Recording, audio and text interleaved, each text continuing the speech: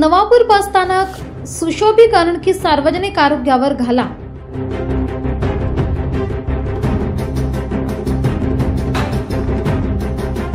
नवापूर बस स्थानकाचे काँक्रिटीकरण आणि सुशोभीकरणाचे काम नागरिकांसाठी डोकेदुखी ठरत आहे।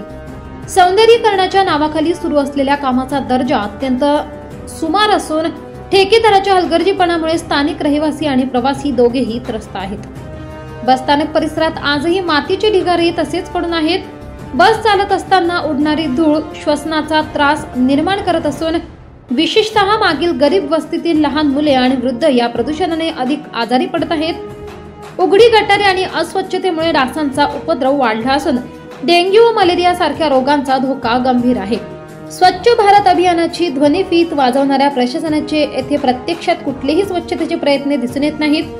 स्वच्छता ही केवळ निवडणूक घोषणांपुरते मर्यादित राहिलेली आहे असा सवाल स्थानिक नागरिक विचारत आहेत। सर्वसामान्य जनतेच्या आरोग्याशी थट्टा करणाऱ्या या व्यवस्थेकडे प्रशासनाने तातडीने लक्ष देणे गरजेचे आहे।